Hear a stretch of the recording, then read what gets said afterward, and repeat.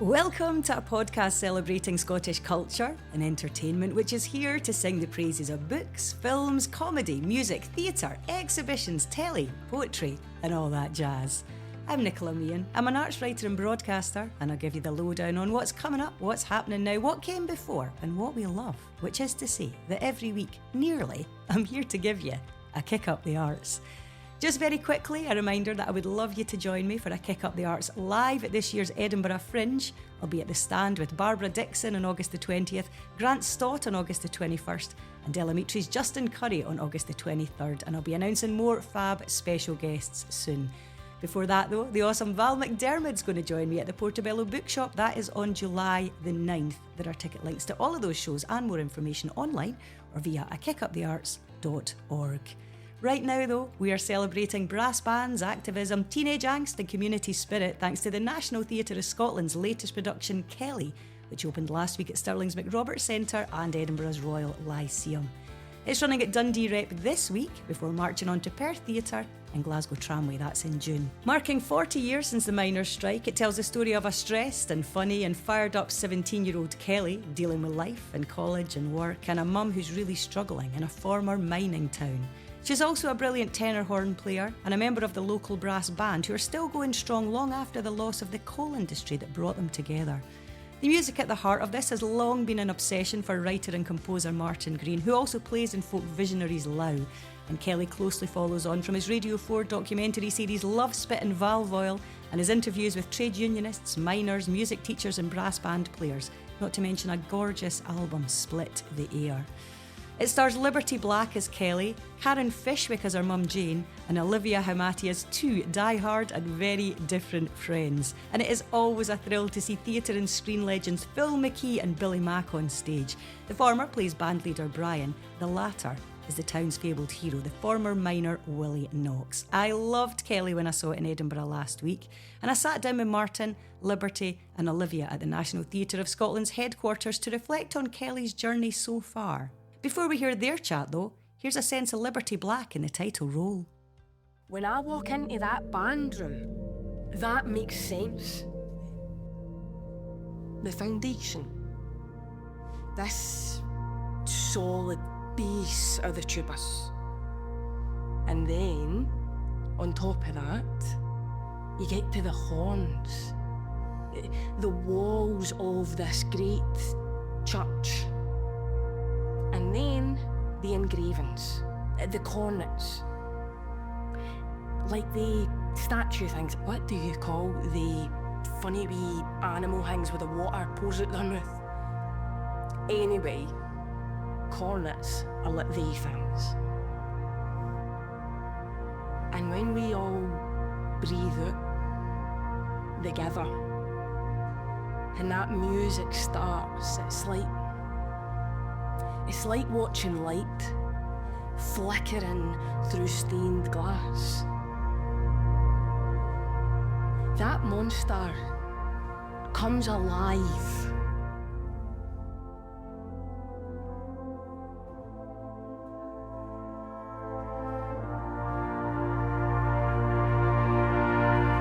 I guess I'll start with you, Martin, because LAU brought the Whitburn Band to Leith Theatre. I think that was 2018, right? With Jonas Policewoman and James Holden and Alistair Roberts, and it was all incredible. And then we must have first chatted about your love of brass bands in maybe 2022, around about the time of the radio documentary. That would be right, I would say. Right? Yeah. Okay, yeah. And now here we are, 3 years later, Kelly's on tour. You can't let this music go, can you? No. The scar runs deep. It does, doesn't it? Yeah. In the best possible way. Yeah, absolutely. And I think one of the things about... We put Whitburn on a couple of Lowland events, and watching music lovers hear that music that have maybe never heard a brass band or have never heard a brass band doing that, you know. I think we think about, Trumpton and Coronation Street. Well, these people don't think about Trumpton. I don't know what I'm talking Not the about. young folk. Do you know what I mean? The Hovis advert, I remember. And so, that was an epiphany for me, and one that is endlessly enjoyable to share with other people. Yeah. I think also what was interesting even at that particular performance, LAU 2018 Edinburgh International Festival, I think it was a part of, and certainly with Keli, is it's not about, as you say, that one connotation we might have of brass bands and being in the past. It's the fact that it sits so well and it completely enlivens so much other music. We'll get to a club scene that happens in Keli. It works so well, doesn't it? Yeah, I think so. And I think there's something about brass which is quite similar to the human voice, and I think that's partly why we're drawn to it. And that's a very adaptable thing. Yeah. And the brass players in Keli are particularly adaptable humans. So yeah, you could kind of stick them anywhere. You know, do you want to climb a ladder and play a crazy solo in a club? And yeah. Who's going to say no to that, right? Well, I don't know, but I'm glad they're not in this show. So. Yeah, quite. What is your relationship with brass bands like Liberty? You've got a Cure t-shirt on, okay? We all love loads and loads of different music, because I'm wondering if over the course of this project, what you maybe thought they were and what they are and what they can do has changed. To be fair, I didn't really have that much of a relationship. I think possibly because this was my first real introduction to it, it's almost better. Yeah. It's a really lovely thing, and I think also, Olivia, there's this aspect where it is the tradition, but it's absolutely about a teenager's take on it. And of course we'll get to the friendship and the couple of characters that you play, but again the whole thing is sort of carried by this music in so many different ways. Yeah, I like, it's so beautiful to be part of something that kind of marries music and words so beautifully, without it being a musical, which is like incredible. So yeah, I grew up like being very heavily involved in music and music theory and everything, so like Martin tried to get me on the keys quite a number of times, and I think there's 2 moments that I managed to keep in where I think I played like 2 notes on the piano, so that's like my contribution to like, yes, I did music. I did the right thing. Straight on the CV. Yeah. Oh my God, we should 100%. say, and rightly so, we should say, both of you, Olivia and I keep wanting to call you Keli, of course I do, right? Liberty. That's going to happen now. This is your professional debuts on both counts, so like what a stage. I know, like what a stage to be on, what a production to be a part of. When did you first encounter Keli, Liberty? How did you come across her and how did you get involved? It was November, I think I got the script. So basically what had happened was Anna Dawson, the casting director, she had contacted RCS where I am studying about an audition for a short film, and then done that, got a recall, met Anna, like really got on with her, but got an email being like, oh, you're not really right for this, which is kind of, you hear that more times than you don't. But then a week later she'd emailed me and said, what you did really reminded me of this script, would you be interested in coming in for an audition? I was like, why would you even ask me that? Of course I would. And I read it, and at the time I was in tech for my first third year show at RCS, and so I had like a lot of time, so I was sitting about while like stuff was getting done, and I was reading it, and I was like, please Lord, like I really, immediately was very much like, if I could get this would just be unreal. You knew straight away. What do you think was so powerful about the story and about the character that made you think, even when your mind's on something else, you're like, I can't let this go? It's a bit like Martin and the brass bands. I think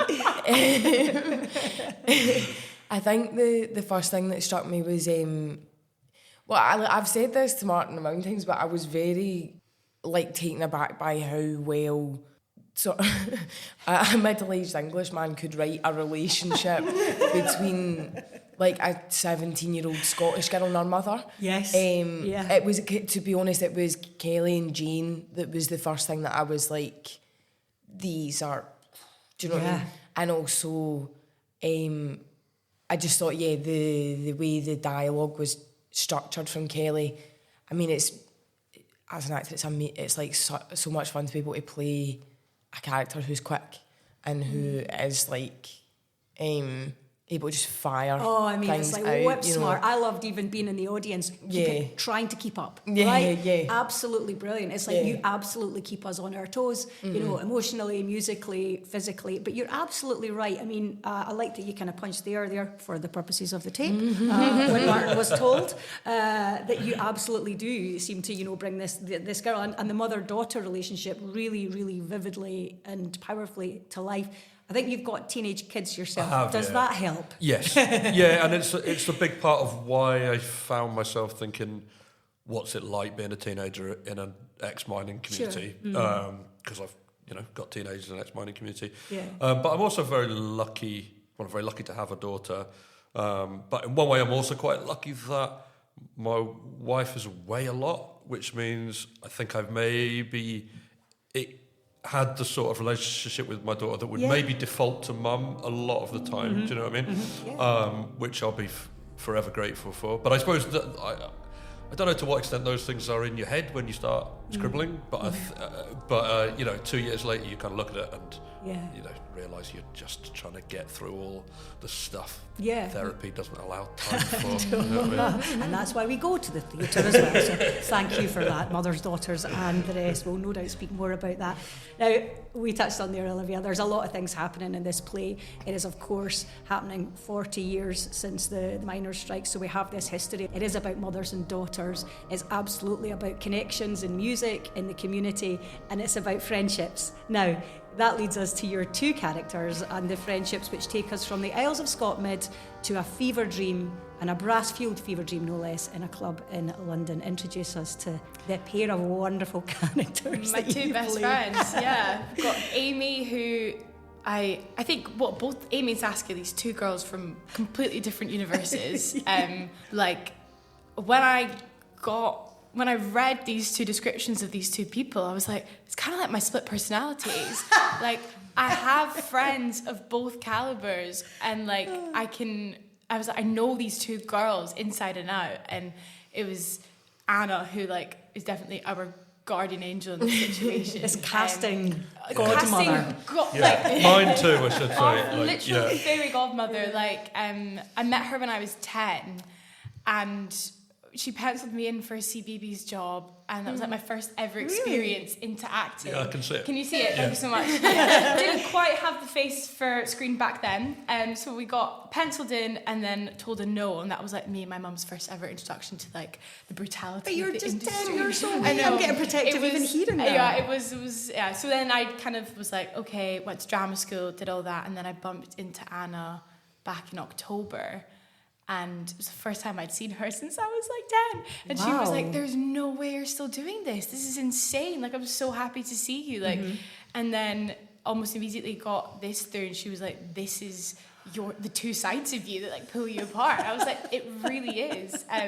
So I had like the time of my life in that audition room with you, Bryony, and Anna. Like, we were like just spitballing about these two girls. I was like, well, Amy's got a vape. I was like, she has to have a vape. And I was like, of course, I was like, oh wow, how do you get around this health and safety of the vape on stage? It's a nicotine-free vape. Oh, is that what it is? It's a nicotine-free vape. Because even Nick Cave isn't allowed to smoke on the stage anymore.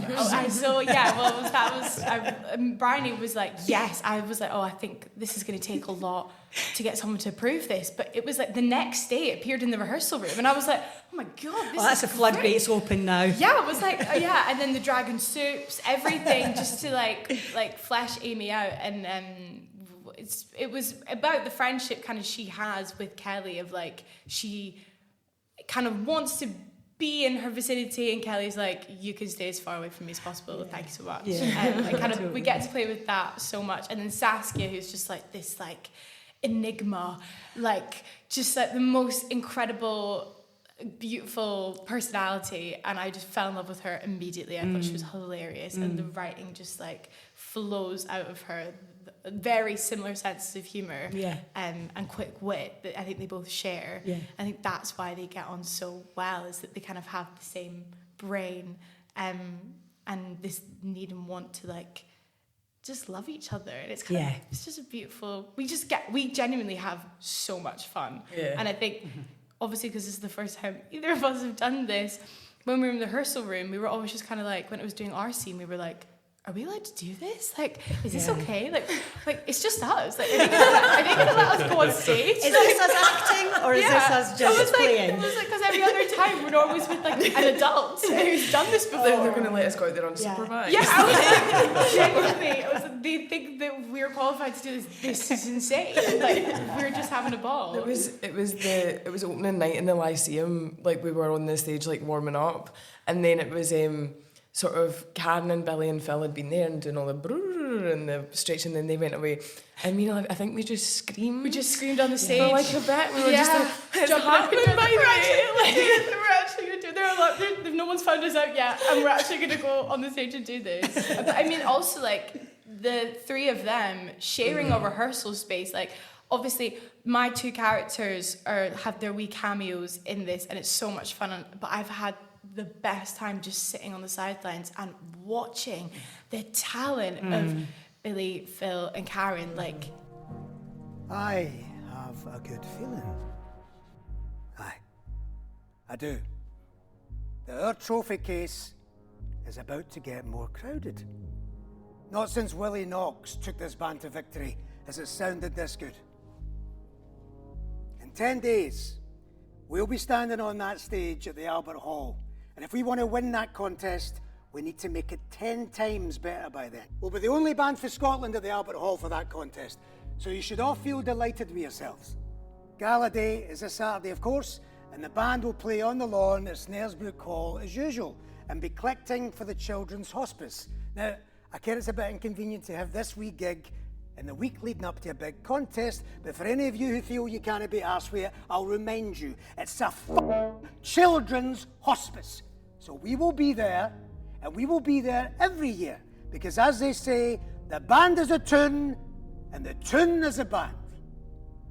Right now, piss off. Kelly. Stay behind. But like, watching them three do their thing has just been like, oh my God, I mean, the dream. I think that's so true. There's so much going on, and yet you absolutely have to keep your eye on whoever is holding that stage is completely and utterly holding that space. But let's talk about Karen. Let's talk about this relationship between Kelly and her mum, because again, it's about love, it's about connection, it's about relationships and kind of role reversals. That is never easy. There's a lot of this that isn't easy, but there's so much love and care there, even when it's difficult.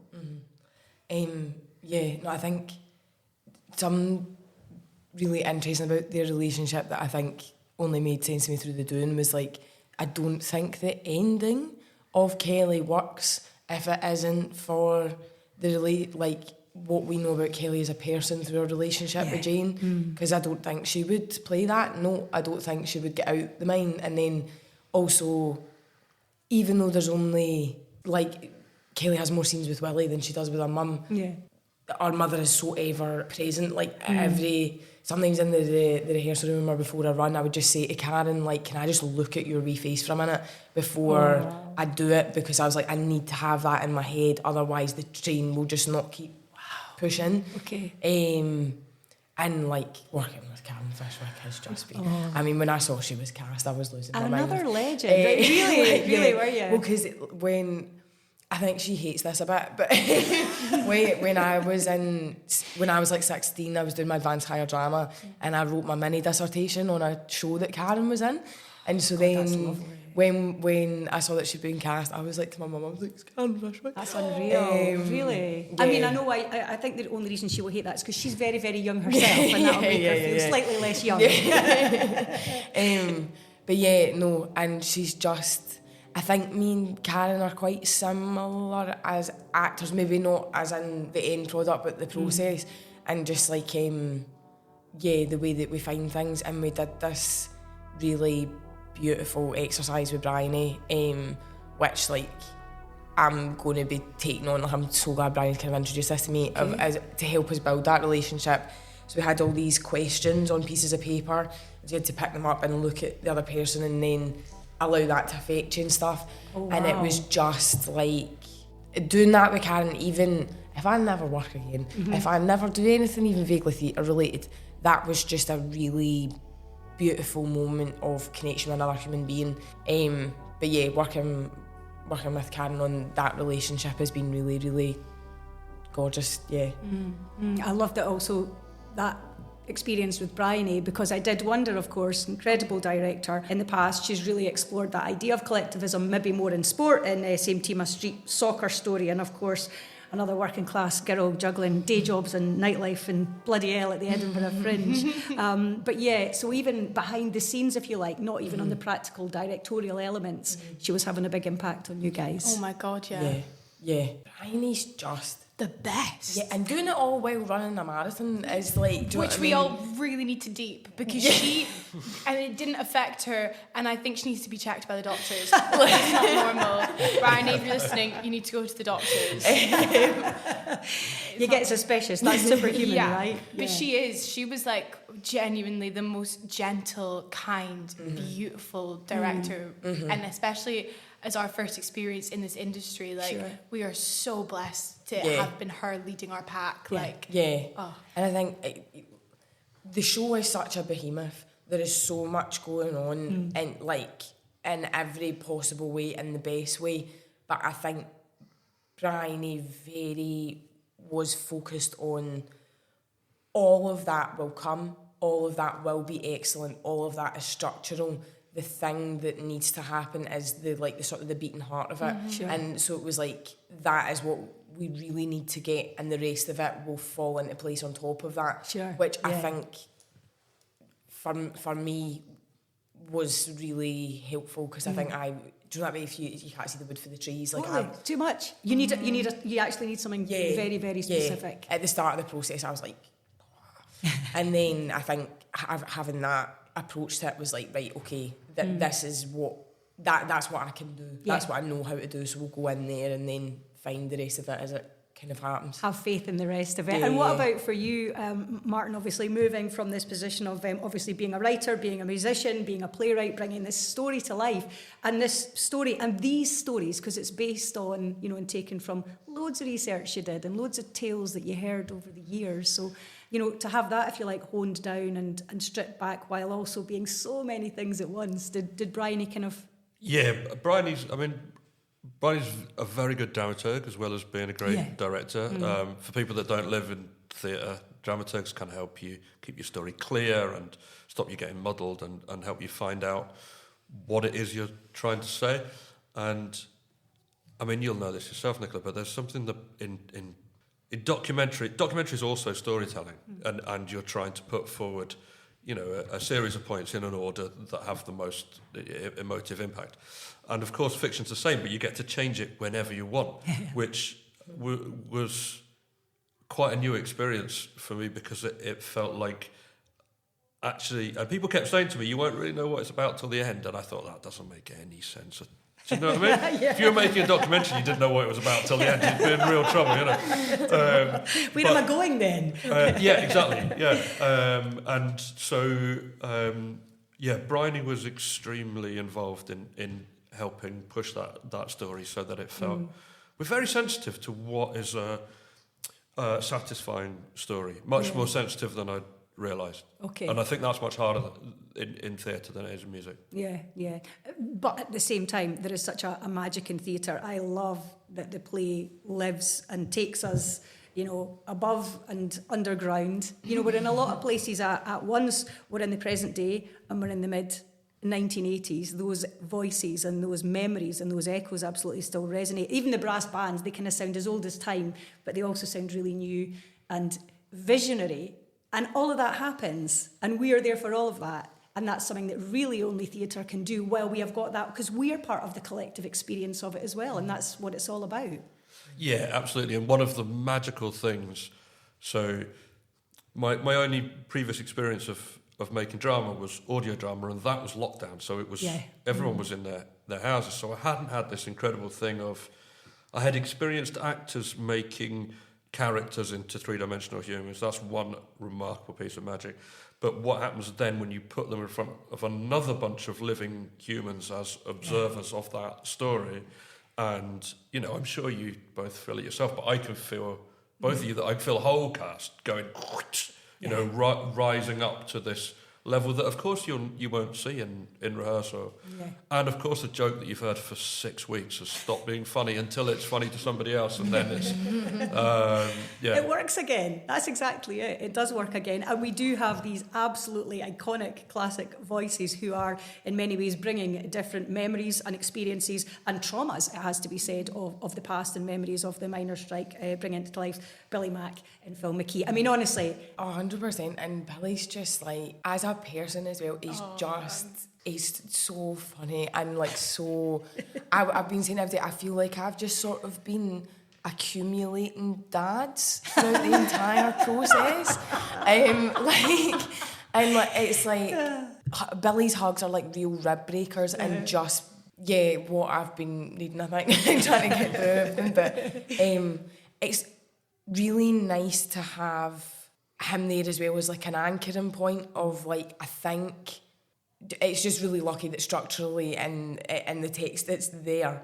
But I think if the show didn't have Willie kind of there constantly, I think it would be a much scarier experience for me as an actor as well, because even though a lot of the time maybe Keli's not interacting with him, for me, Liberty, it's just nice to know Billy's there.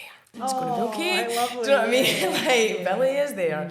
And it's also, it's been really exciting just to work with him, because it, like, what has he not done? Yeah. Do you know what I mean? And like, for a first job, it's been so nice to have him and Phil and Karen there to just like mine for information of like, how do I, go home and not fall apart physically? Do you know what I mean? And stuff like that,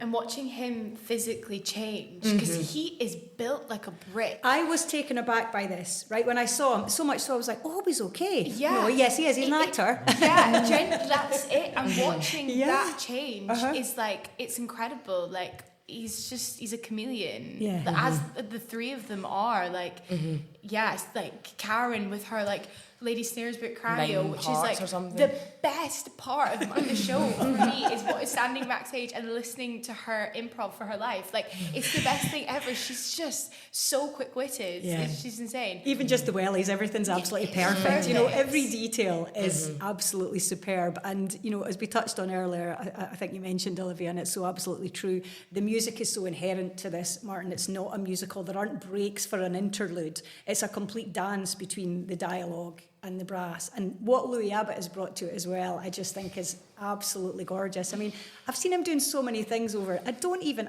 count them, right? So many different collaborations, performances, Admiral Fallow from way back. And he just brings, again, I'm going to use the word magic, because I do think there was a lot about this production that really felt that way to me, that felt magical. When I see myself through the eyes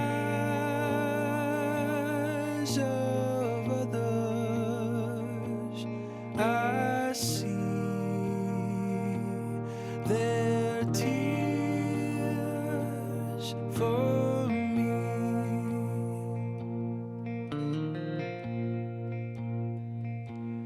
Don't waste your tears on me.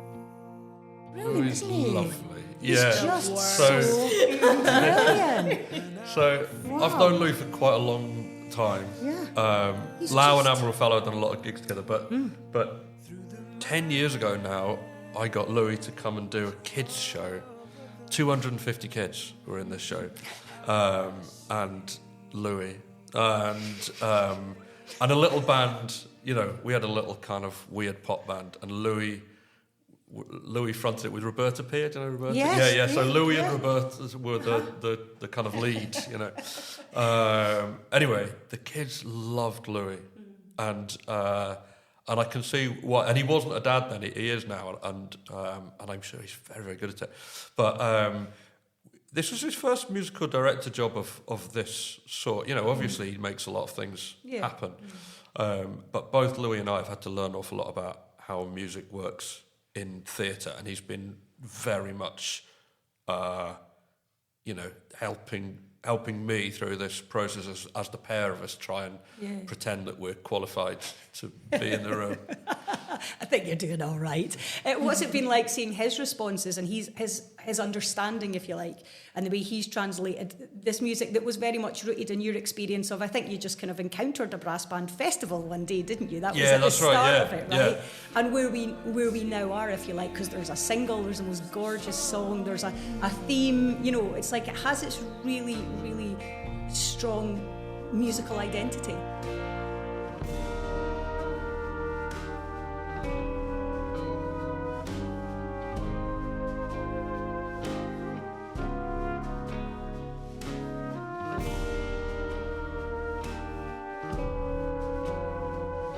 I think I've been very lucky and being able to have it in these different forms because you can keep refining it a little bit every time you go through, you know.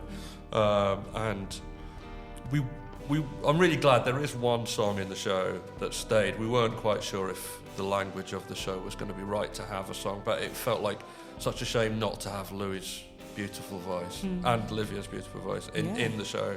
And so no laughing, it's true. It is true. So too modest. But he's got great sensibility. He's got amazing timing, which is useful in two ways. You know, obviously he's great when he's playing instruments, but he has to keep the rhythm of the music within the show right, which is a big and difficult job because you have to count someone in a tempo. You have to count a band in a tempo while somebody's saying a line that has nothing to do with that. Whilst he's also drumming, like watching him as well for me has been incredible. Like the way his limbs can all work simultaneously and his brain in a different way is just like.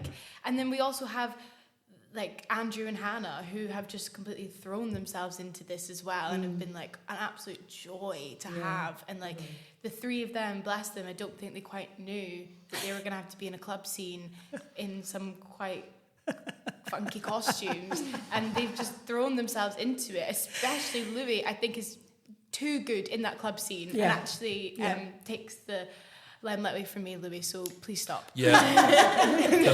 I knew Louis in his 20s. He's not deep inside that character, do you know what I mean? Yeah, quite. Pretty easy to access. You can tell. The club scene is brilliant. At what point did the club scene kind of emerge as part of it? Was it always an integral part of it? Because going to London in this competition is really important, but it's interesting. We keep reverting back to the club scene rather than the competition, the communal aspect and the social aspect, which is actually, you know, even politically, if you like, what brass bands were about in these mining communities, getting together after work.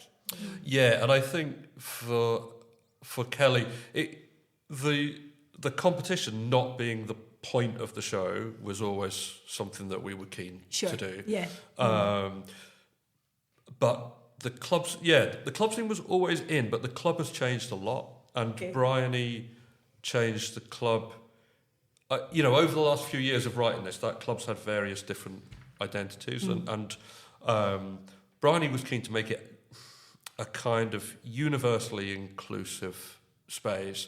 And I think that rather than a specific club of a certain sort, you know, and it had been through various incarnations, I think because the most positive change in thinking that we've seen over 20 years is around gender and sexuality. Not that you know, that's a fight that needs to keep being fought, but we still have seen a progress that from when I was at school in the 80s, I am amazed and delighted to have witnessed. So in looking for what is an inspiring space to put this young woman in, you know, I'm drawn to those environments as inspiring. But it's not a story about sexuality. It's not a story about Keli coming out or discovering, you know, that's a different story, which would also be great to make, especially with Bryony, who would absolutely smash it. But that wasn't what we were trying to do, and it's quite difficult. It's a fine line between finding the things that are inspiring about those environments, whilst not make it an over-sexualised environment, because it's not predatory. Like she doesn't, you know, she's 17, you know, so in some ways it was hardest scene to find the balance of, you know. Yeah. Well, certainly from my perspective, it absolutely made sense. And also having lived in London when I was a lot younger, you know, I absolutely have met Saskia and I've ended up in those clubs, all right? And I didn't even have my tenor horn, sadly. More is the pity. But I think it's also a very, very believable story about a teenager who is like trying her damnedest, right? Working so hard, trying to stick out of college, really trying to look after her mum, not also really being able to understand her mum, because who can when you're that young and we don't understand what people's struggles are. So you're damn right you want to go clubbing, right? I mean, that's all okay, isn't it? You can do all of those things. When you started this, when you were speaking to, you know, and gathering these stories for the radio, the very, very first radio kind of work that you were doing, was there any particular story or memory or reflection that has kind of stayed with you, that has steered the way for Keli? You know, is there a through road? Because obviously we've got the musical one. Yeah. But I wonder if there's also a sentiment. There are interviews with two women that are particularly tied into Keli for me.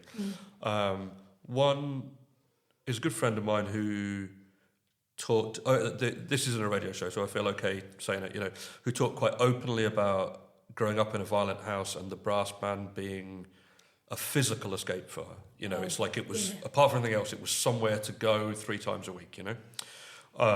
But also that it has this, you know, competition gives a sense of building. It gives, you know, and with that comes self-confidence and self-worth. And, you know, so, and I'm not putting words in her mouth, you know, she said, you know, it was the alternative to sniffing glue, you know, this was some years ago.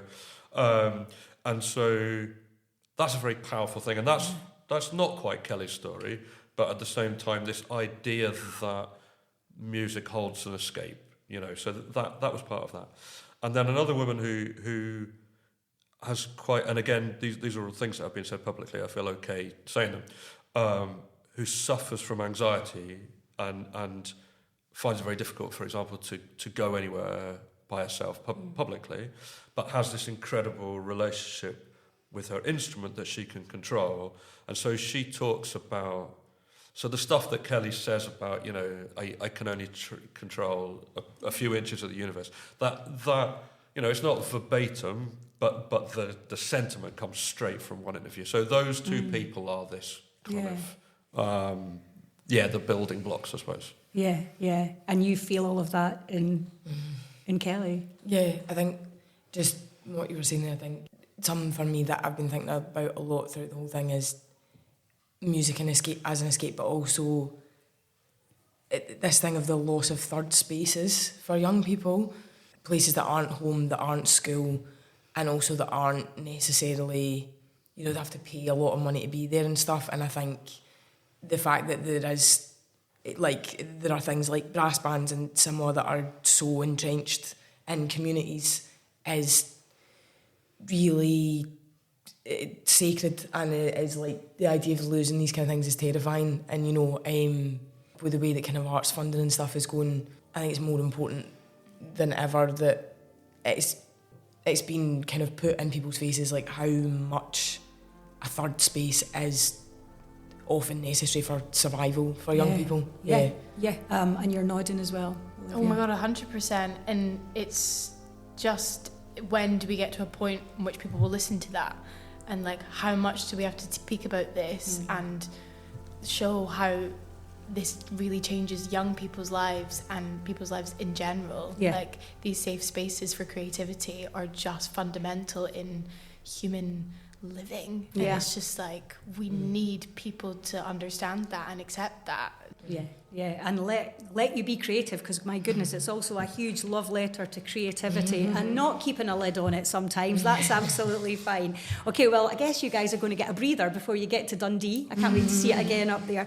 I do just want to say, like, I'm absolutely loving Keli. I hope it runs forever. But afterwards, can I just say, I genuinely think you could sort of hire out Saskia, right? You could just have Saskia on the side for like, please, can I have Saskia today? I need my like emotional support. Well, hey, I have speak to my agent. I'm sure he will love to hear that.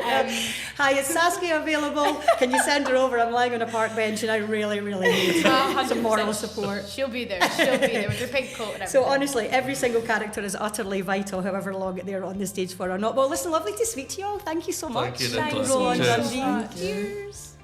Oh, Keli stars Liberty Black and Olivia Hamati and composer and writer Martin Green chatting to me at the National Theatre of Scotland's headquarters Rock Villa earlier this week. Keli runs at Dundee Rep from Thursday, May the 22nd to Saturday, May the 24th. Then it's at Perth Theatre from June the 4th to the 7th and Glasgow Tramway from the 11th to the 14th of June. You'll also be treated to a performance from the Whitburn Band or Kingdom Brass every night. And there's another brilliant looking play touring to mark 40 years since the miners' strike. I've not had the chance to see it yet, but Blinded by the Light looks superb. It's written by the terrific Sylvia Dow, and it weaves stories of a 1980s sit-in protest by miners in Bowness and a dark future somewhere along the same lines. It's at St Andrew's Byre Theatre on May the 23rd and Stirling McRobert on May the 24th. If you fancy more theatre with plenty of music, Restless Natives the Musical continues its tour across Scotland. It's in Aberdeen this week, then it hits to Inverness, Edinburgh and Glasgow. You can listen back to my chat with the cast and creators of that on, guess what, A Kick Up the Arts. And if you fancy some excellent reading, Michael Peterson's stunning debut novel Muckle Flugga is out this week. He chatted to me about that for A Kick Up the Arts live from the Glad Cafe, and you can listen back to that too if you fancy. More importantly though, read the book. Speaking of live events though, just to remind you, another time I'm joined by Val McDermid at the Portobello Bookshop. That's on July the 9th. And then at the Edinburgh Fringe at the Stand, Barbara Dixon, Grant Stott, Delamitris, Justin Curry. More will be announced soon. That's all in August. There'll be more information. And there are tickets already via akickupthearts.org. Thank you as ever for listening. Please like, subscribe, sign up, tell your pals, get the newsletter, get in touch and come to the live events. I would love to see you. Come to them all. Bye for now.